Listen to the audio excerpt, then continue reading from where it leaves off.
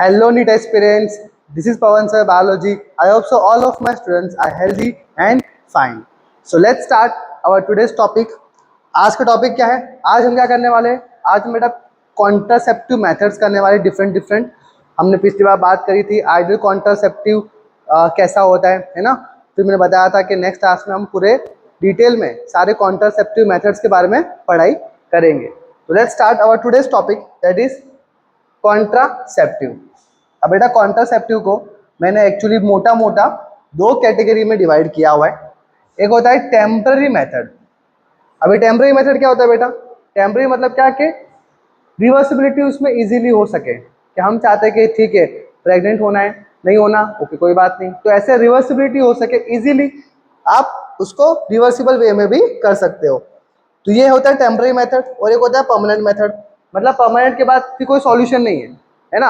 आपने एक बार डिसीजन ले लिया, उसके बाद में फिर कोई सॉल्यूशन नहीं, ऑल्टरनेटिव नहीं है, तो ये परमानेंट मेथड होता है जिसमें रिवर्सिबिलिटी एकदम पुअर होती है, रिवर्सिबिलिटी नहीं होती, और इसमें रिवर्सिबिलिटी होती है। अब टेम्पररी मेथड में क्या क्या आता है बेटा? नेचुरल मेथड आएगा। नेचुरल मेथड में आपके एनसीईआरटी में 3 टाइप के देके रखे हुए है ना, periodic abstinence, lactational amenorrhea and withdrawal method. ठीक है, ये पढ़ेंगे डिटेल में हम लोग। एंड देन फिर आता है सेकंड बैरियर मेथड, है ना, नाम से पता चला हम कुछ बैरियर लगाने वाले। Okay, then IUDs and then oral contraceptives and then implants and injectables. ये सारे कैसे होते हैं बेटा? टेम्पररी मेथड्स होते हैं। Okay, and then comes the permanent method. यहाँ पे एक बार जो हो गया काम वापस रिवर्स नहीं हो सकता, है ना। उसमें ट्यूबेक्टोमी पढ़ेंगे हम और वैसेक्टोमी पढ़ेंगे डिटेल में, है ना। ट्यूबेक्टोमी मतलब फैलोपियन ट्यूब को कट करके टाई कर देना, वैसेक्टोमी मतलब वास्ट डिफरेंस को कट करके टाई करना, ये सब डिटेल में हम पढ़ेंगे, don't worry. So let's start our topic. Temporary method करेंगे, उसमें सबसे पहले मैं आपको करवाऊंगा natural method. Okay, so let's start our contraceptive methods. उसमें आ रहा है अपना नेचुरल मेथड। फर्स्ट आ रहा है नेचुरल मेथड। ओके, मैं हर एक मेथड में याद रखना एमओए लिखाऊंगा। What is MOA? बेटा एमओए का मतलब होता है मोड ऑफ एक्शन, है ना। तो नेचुरल मेथड में हम क्या कर रहे हैं? नाम से पता चला नेचुरली हमें करना है, मतलब अपने नॉलेज से हमें वो चीज़ें करनी है ना। हम कोई भी यहाँ पे टाइप का कोई भी बैरियर या फिर कुछ भी इक्विपमेंट्स नहीं ले रहे, हम अपनी पूरी नॉलेज यूज कर रहे हैं। ठीक है, तो नेचुरल मेथड में एमओए क्या रहेगा हमारा? Avoid chances of meeting of ova and sperm. हम ओवा और स्पर्म के मिलने के चांसेस को कम करेंगे। हम अपनी नॉलेज से सोचेंगे कि कौन से डे पे ओव्यूलेशन होगा, तो उस डे पे सबसे ज़्यादा चांसेस ज़्यादा होंगे, है ना, प्रेगनेंसी के। तो ये हम करने वाले बेटा। ठीक है, उसमें फर्स्ट जो अपना आ रहा है, एक कैटेगरी देख के रखा है मैंने, पीरियोडिक एब्स्टिनेंस। नेचुरल मेथड में फर्स्ट क्या आ रहा है?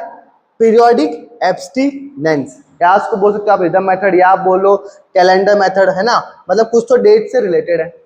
यहाँ पे करना बेटा, यहाँ पे you have to avoid or abstain coitus during the fertile period. बेटा फर्टाइल पीरियड होता है 10 to 17 डेज का। ठीक है, तो वो पीरियड बहुत ही ज़्यादा क्रूशियल होता है, बिकॉज ओव्यूलेशन के चांसेस ज़्यादा होते हैं।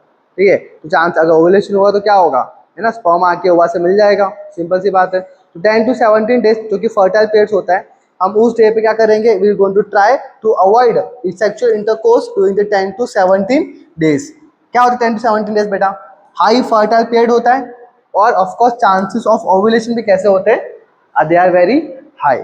ठीक है, समझाता हूँ आपको, बस आपके एनसीईआरटी में इतना देके रखा है बेटा कि ना 10 to 17 डेज फर्टाइल पीरियड होता है, दैट्स ऑल। ठीक है, बट आपको तो 360 मार्क्स आना है बायोलॉजी में, तो हम थोड़ा एक्स्ट्रा समझेंगे। ओके, अब बेटा देखो, सबसे पहले आप लाइफ स्पैन समझो कि जो ओवा होती है उसकी लाइफ स्पैन कितनी होती है?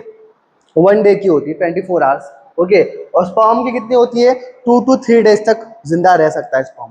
ठीक है, तो मेंस्ट्रुअल साइकिल के डेज मैं ले लेता हूँ कोई भी एग्जांपल, 26, 28, 30, जो कि बहुत ही कॉमन है।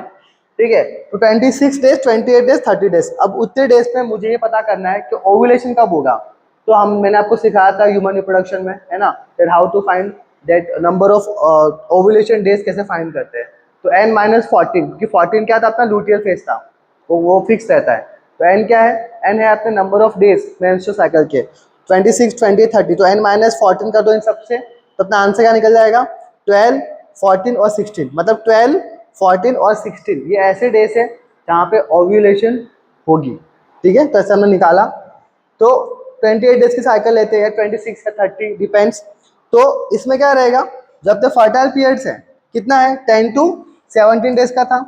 उसमें भी जब तक 12, 14 और 16 है, यहाँ पे क्या होगा, ओव्यूलेशन होगा।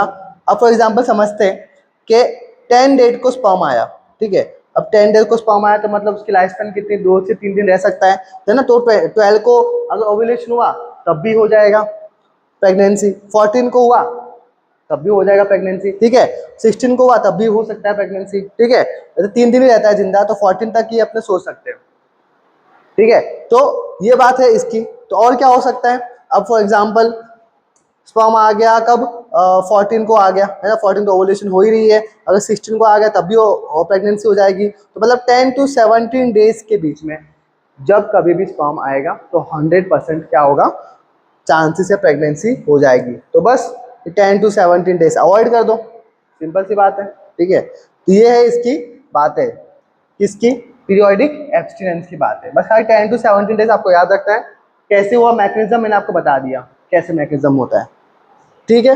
आगे चलते हैं, नेक्स्ट वन, विड्रॉल मेथड या फिर क्वाइटस इंटरप्टस। अब इसका मतलब क्या है, जैसे विड्रॉल ऑफ पीनस है ना, before ejaculation from the vagina. Ejaculation होने से पहले ही पीनस को अगर बाहर निकाल दिया तो क्या हो जाएगा, प्रेगनेंसी होने से रुक जाएगी, सिंपल। हाईएस्ट फेलियर रेट भी ज्यादा है because you can not control on your sensations, ठीक है। तो हाईएस्ट फेलियर रेट भी ज्यादा होता है इसमें, विड्रॉल मेथड या फिर आप कोइटस इंटरप्टस, कोइटस मतलब होता है सेक्सुअल इंटरकोर्स, इंटरप्टस मतलब इंटरप्ट कर रहे हो है ना, विड्रॉल कर रहे हो पीनस को। देन फिर थर्ड आ रहा है नेचुरल मेथड में ही, लैक्टेशन एमिनोरिया। अभी तो नाम से पता चल रहा है, लैक्टेशन मतलब कुछ तो मिल्क से रिलेटेड है, लैक्टेशन है ना, लैक्टेशन पीरियड होता है, पता आपको, इंटेंस लैक्टेशन पीरियड होता है। Just a minute, okay here it is, कहाँ गया लिखने वाला, इधर ले आओ भाई, लैक्टेशनल एमिनोरिया, ओके। सो यहाँ पर रखता था कि याद रहे, यहाँ रखा था, ओके। लैक्टेशन मतलब पता है आपको, लैक्टेशन पीरियड की बात हो रही है, पढ़ा था हमने है ना, ह्यूमन रिप्रोडक्शन में 6 मंथ का होता है। एमेनोरिया का पढ़ाया था मैंने आपको, एमेनोरिया का बताया था, ए का मतलब एब्सेंस, एमेनोरिया मतलब absence of menstrual cycle during the lactation period, simple. तो नाम से आपको क्रैक हो गया कि क्या चीज बात करने वाले हैं। So absence of menstrual cycle during the lactation period, तो मेंस्ट्रुअल साइकिल हो ही नहीं रही, मतलब ओव्यूलेशन भी नहीं होगा, तो जाहिर सी बात है again chance of pregnancy are very nil. तो कितना होता है आपके एनसीईआरटी का डेटा है, अप टू 6 मंथ से इफेक्टिव रहता है, क्योंकि 6 मंथ तक क्या होता है, लैक्टेशन का पीरियड चलता है, तो up to 6 month it is effective, okay. अभी आपके एनसीईआरटी की बातें थी कि हाँ ठीक है 6 मंथ तक होता है लैक्टेशन एमेनोरिया ये सब। अब उन्होंने बोल लिया, हमने मान लिया, ऐसा नहीं।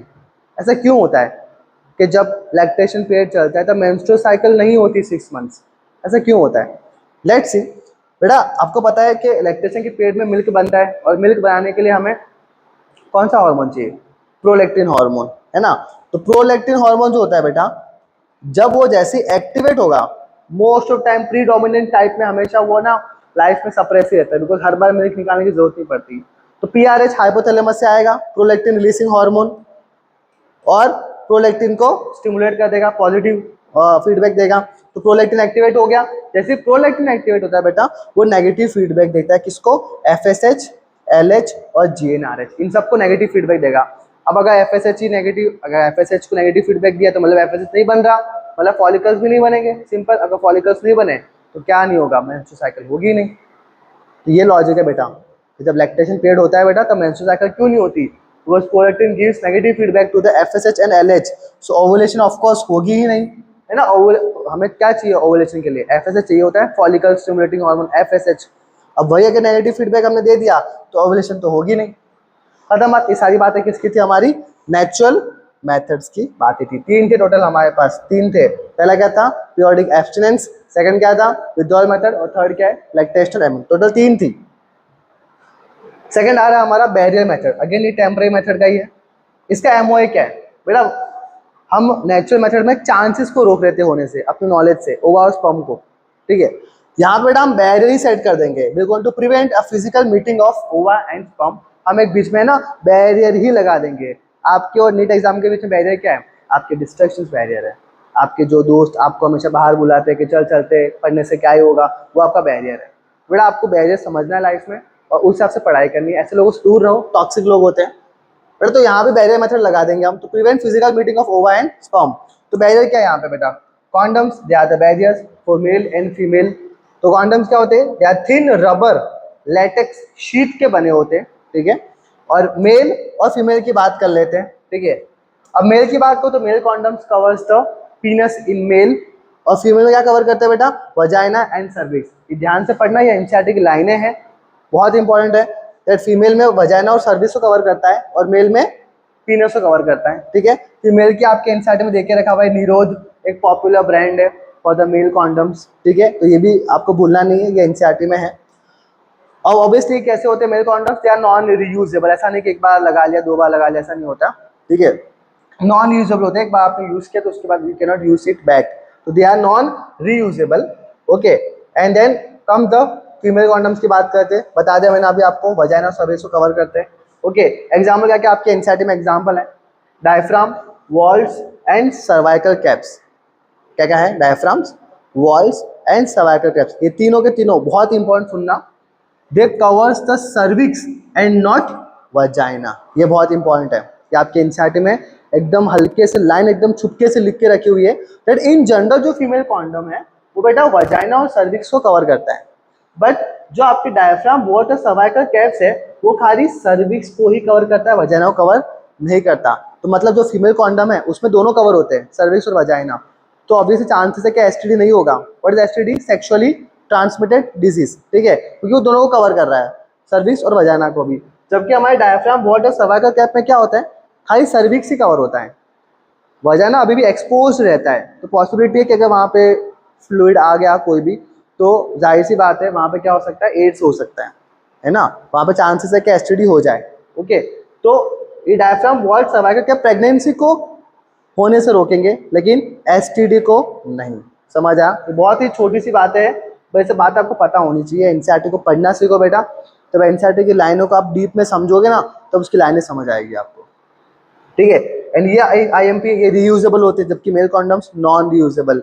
ऐसे स्टेटमेंट उठा के बेटा दे देंगे आपको, याद रखना, ठीक है। तो बोथ आर डिस्पोजेबल, ये भी एनसीईआरटी में है।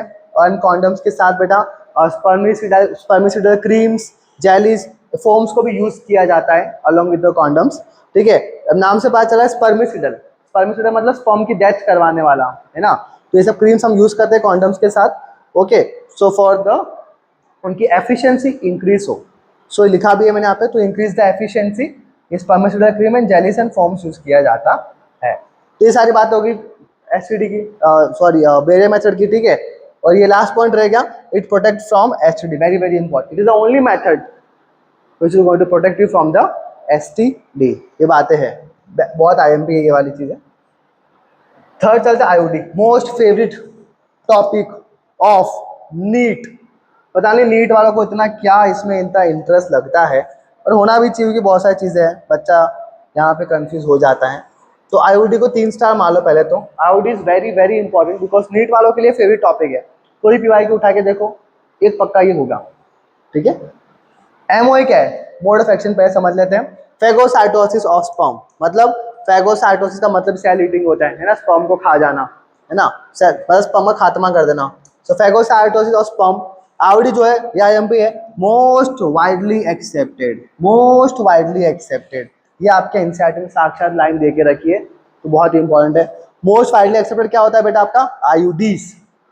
फुल फॉर्म क्या होता है आईयूडीज का, intra uterine contraceptive device. Full form बताना भूल गया था, सॉरी।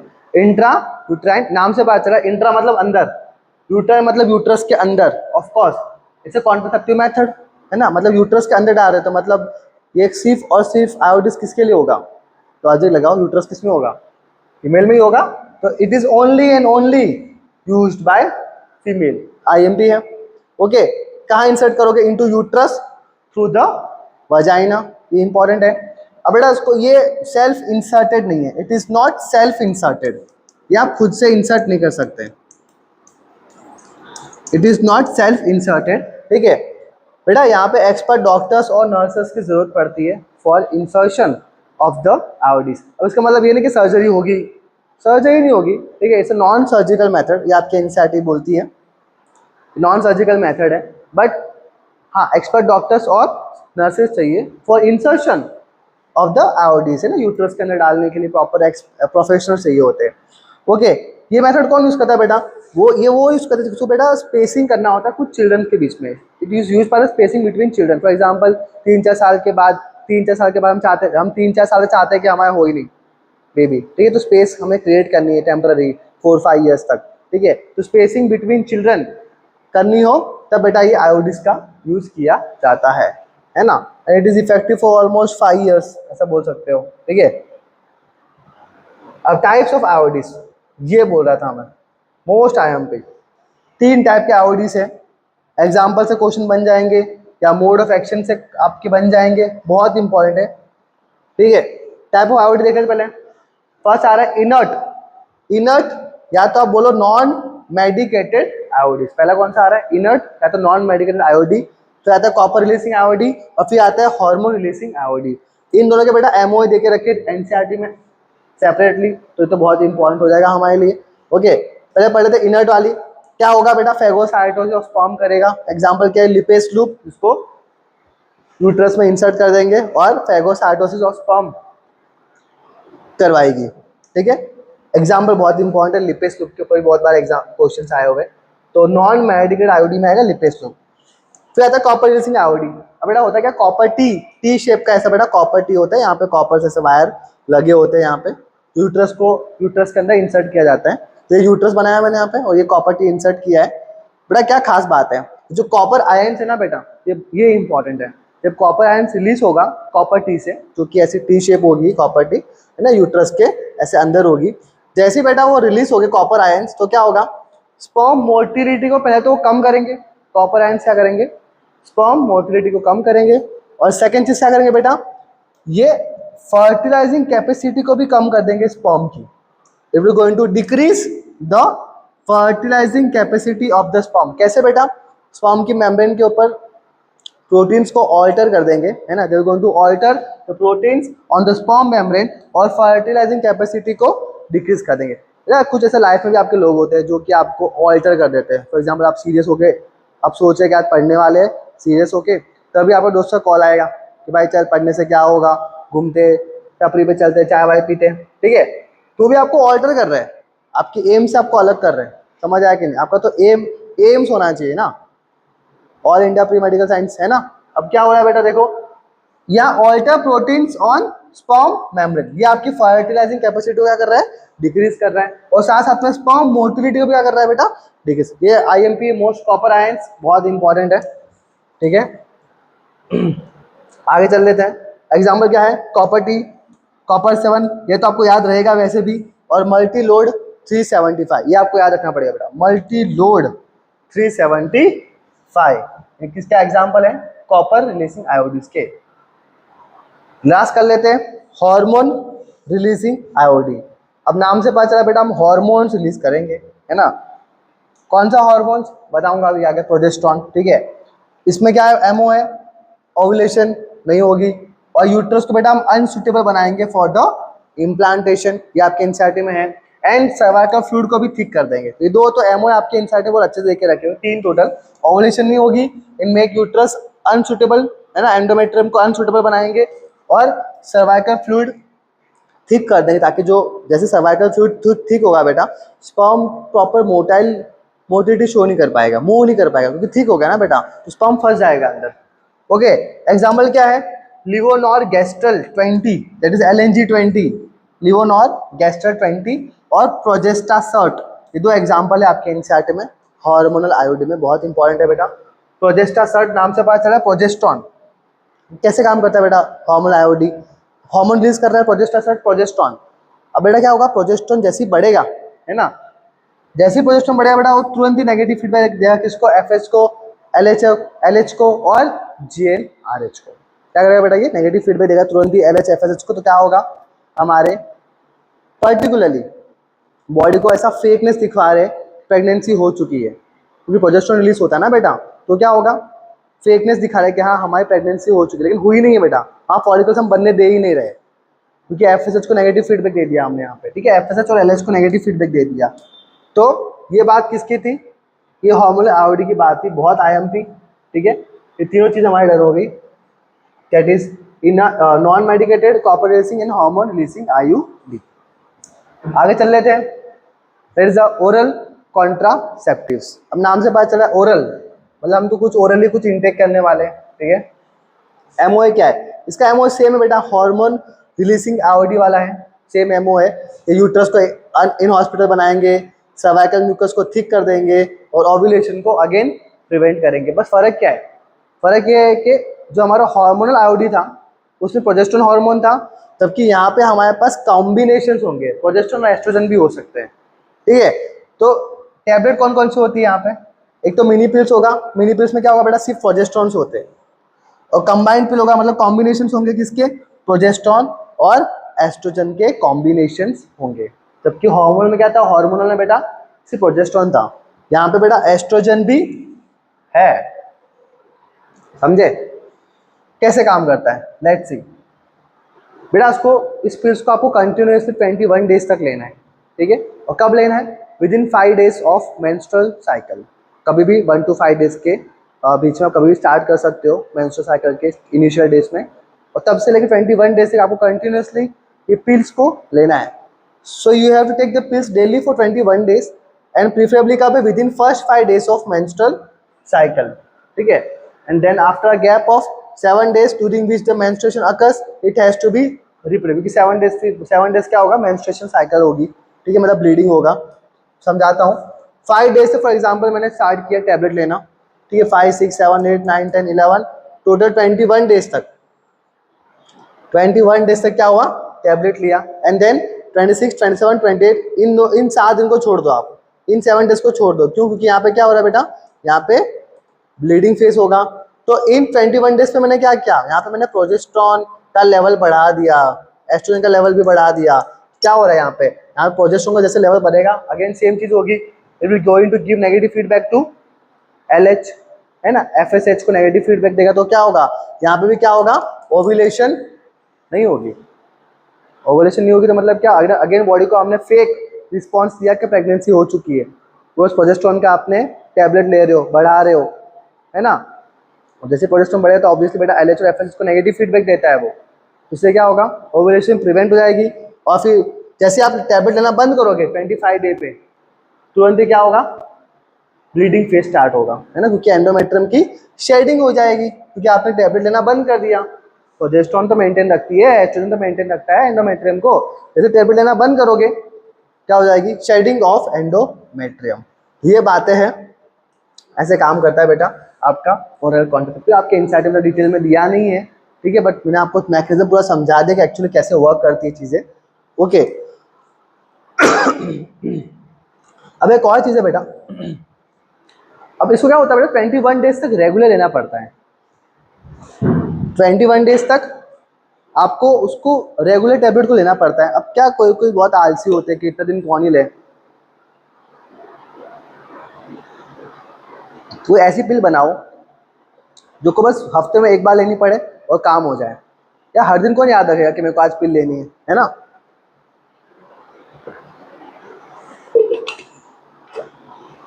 तो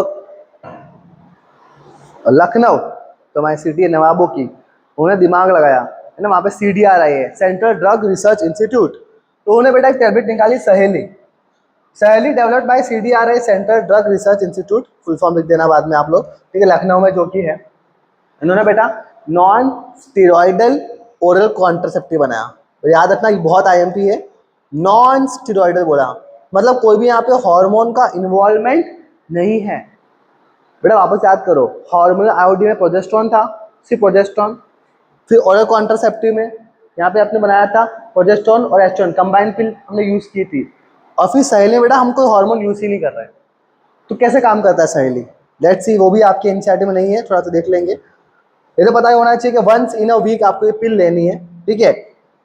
बेटा ये ओव्यूलेशन को प्रिवेंट करने से नहीं रोकता, याद, ये IMP है। जो काम ये कर रहे थे ओरल कॉन्ट्रासेप्टिव वाले, हार्मोनल वाले, ये काम वो नहीं कर रहे, क्योंकि हार्मोन ही नहीं बनना ना, हार्मोन बनाना नहीं हमको। तो क्या करता है बेटा?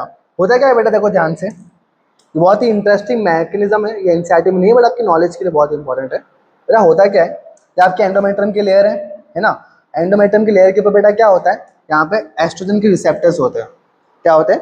एस्ट्रोजन के रिसेप्टर्स। अब किसको ऑब्वियसली रिस्पॉन्ड करेंगे, एस्ट्रोजन को। तो यहाँ पे एस्ट्रोजन आ गया बेटा, तो ये क्या होता है, रिसेप्टर बाइंड कर जाता है। अब होता है क्या है, जो आपकी सहेली पिल है ना बेटा, ये सहेली इस एस्ट्रोजन रिसेप्टर्स को मॉडिफाई कर देती है ताकि वो एस्ट्रोजन से बाइंड ना कर पाए। अब अगर एस्ट्रोजन नहीं बाइंड करेगा तो क्या होगा, इसकी थिकनेस नहीं हो पाएगी, एंडोमेट्रियम थिक नहीं हो पाएगा, मतलब इम्प्लांटेशन वहाँ पे नहीं हो पाएगी पॉसिबिलिटी। यस और नो। तो क्या करता है बेटा, एस्ट्रोजन का काम ही क्या था, हमने पढ़ा था है ना, थिकनेस के लिए भी हेल्पफुल है ये एंडोमेट्रियम की। तो सहेली इस रिसेप्टर्स को ही ब्लॉक कर देती है, एस्ट्रोजन रिसेप्टर को मॉडिफाई कर देती है, तो जिससे क्या होगा, एस्ट्रोजन एक्सेप्ट नहीं कर पाएगा और हमारी जो एंडोमेट्रियम वो थिक नहीं हो पाएगी। फिर तो क्या होगा, शेड हो जाएगा बाद में, इम्प्लांटेशन के लिए सूटेबल नहीं है वो, इसलिए। सो सहेली एक्ट एज सेरम, एसईआरएम क्या होता है, it act as selective estrogen receptor modulator. Modulator मतलब क्या, मॉडिफाई कर दिया उसको, तो इससे क्या होगा, प्रोलिफरेशन नहीं होगा, और प्रोलिफरेशन नहीं हुआ तो ऑब्वियसली बाद में क्या होगा, ओव्यूलेशन ही नहीं हो पाएगा। सिंपल सी बात है। तो ये बात हो गई इसकी, ठीक है। सो याद रखना, ये it will not going to use hormones, ये एस्ट्रोजन रिसेप्टर्स को मॉडिफाई करता है सहेली पिल्स, ठीक है। So it does not prevent ovulation, it modifies estrogen receptors. सही बात हो गया, सहेली की बात हो गई, डन। आगे चलते हैं इंजेक्शंस एंड इम्प्लांट्स। अब बेटा इंजेक्शंस एंड इम्प्लांट्स में क्या होगा, इंजेक्शन नाम से पता चला बेटा, इंजेक्शन दे दो किसके, प्रोजेस्टेरोन के दे दो बेटा, प्रोजेस्टेरोन के दे दो, एस्ट्रोजन के दे दो, है ना, ये सेम ही काम करता है। इम्प्लांट्स मतलब क्या, ऐसे नॉर प्लांट आपके इंसाइट में से दिए होंगे, है ना, नॉर प्लांट लाइक इम्प्लांट्स जो बेटा स्किन के अंदर उसको प्लांट कर सकते हैं, ठीक है। इसमें क्या होता है बेटा, भर भर के वही हॉर्मोन्स होंगे बेटा, प्रोजेस्टेरोन या एस्ट्रोजन, ठीक है। तो वही सेम चीज करने वाले, नेगेटिव फीडबैक देगा एफएसएच को और ओव्यूलेशन होने से प्रिवेंट करेगा, है ना, अंडर द स्किन यूज करते हैं उसको बेटा, नॉर प्लांट। तो ये हो गया इंजेक्शन एंड इम्प्लांट्स। फिर आता है इमरजेंसी कॉन्ट्रासेप्टिव, बेटा ये सारे मैंने कैटेगरी कॉन्ट्रासेप्टिव में ओरल में डाल के रखी हुई है, ठीक है। ये इंपॉर्टेंट है बेटा, इमरजेंसी कॉन्ट्रासेप्टिव्स। इमरजेंसी पिल्स बेटा कब ली जाती है, विद इन 72 आवर्स ऑफ कॉइटस, है ना, जैसे 72 आवर्स ऑफ कॉइटस हुआ उसके 72 आवर्स के बाद, विद इन 72 आवर्स इस पिल्स को लिया जाता है। और पिल्स में क्या होता है, वही सेम चीज, प्रोजेस्टेरोन या फिर मिनी पिल या कंबाइंड पिल दोनों, है ना, सारे हॉर्मोन्स वही है हमारे। तो क्या करेंगे बेटा, किसके लिए यूज होता है बेटा, जो रेप विक्टिम्स है और या तो कैजुअल अनप्रोटेक्टेड सेक्स किया हुआ है या कैजुअल अनप्रोटेक्टेड इंटरकोर्स किया हुआ है, तो क्या होता है बेटा, यही यूज करते हैं बेटा ये पिल। एग्जाम्पल क्या, आई पिल है, आई पिल का एग्जाम्पल हो गया, ठीक है। तो इमरजेंसी कॉन्ट्रासेप्टिव्स की ये बातें हो गई है, डन। तो ये हो गया किसकी बात, ओरल कॉन्ट्रासेप्टिव वाली सारी बातें अपनी यहाँ पे हो गई, डन। लास्ट कर लेते परमानेंट मेथड, लिखा भी है मैंने यहाँ पे, परमानेंट मेथड मतलब यहाँ पे कोई भी रिवर्सिबिलिटी होगी नहीं, एक बार जो काम कर दिया आपने तो वो रिवर्सिबल नहीं हो सकता बेटा, ठीक है। तो एमओ क्या है इसका एमओ है that prevent gamete transfer, gamete transfer को बनने से ही रोक दो, मतलब बनने से नहीं, ट्रांसफर को रोकना, उसके पाथ को रोकना है, क्योंकि गैमेट तो बेटा आपका टेस्टिस में बन रहा है, ठीक है, इसके रास्ते को रोक दो, तो उसको बेटा टर्मिनल मेथड भी कहते हैं, रिवर्सिबिलिटी पुअर होती है, ओके।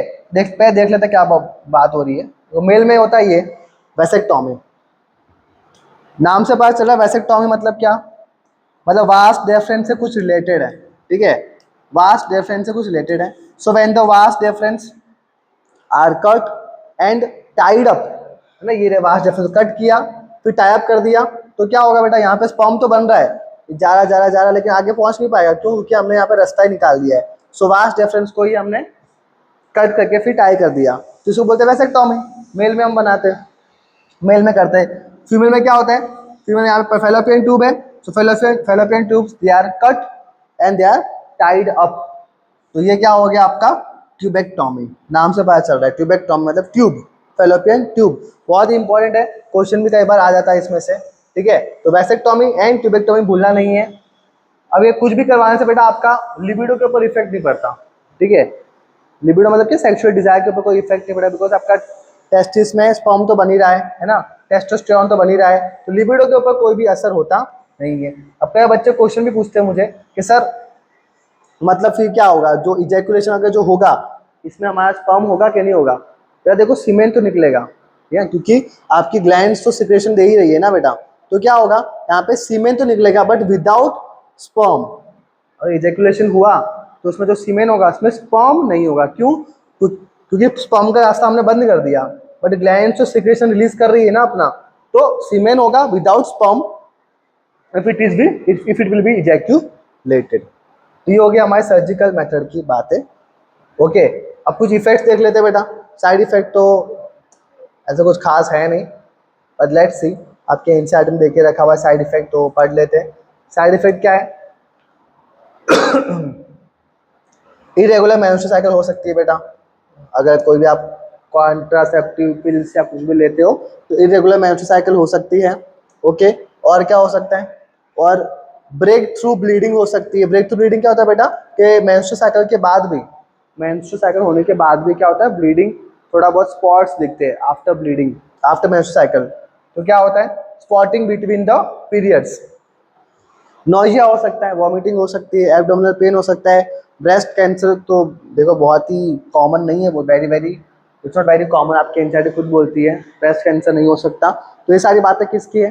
सारी बातें हमारी साइड इफेक्ट्स ऑफ कॉन्ट्रासेप्टिव्स। तो यहाँ हो गया हमारा टॉपिक पूरा समाप्त। नेक्स्ट आज हम एमटीपी की बात करेंगे, मेडिकल टर्मिनेशन ऑफ प्रेगनेंसी, और भी बहुत सारी चीज़ें टॉपिक से रह गए। चैप्टर बहुत छोटा है, मे बी शायद नेक्स्ट लेक्चर तक खत्म भी हो जाए। ओके, सो यहाँ तक हमारा चैप्टर हुआ, टॉपिक हुआ समाप्त। मिलते हैं in our next session. Take care, thank you so much.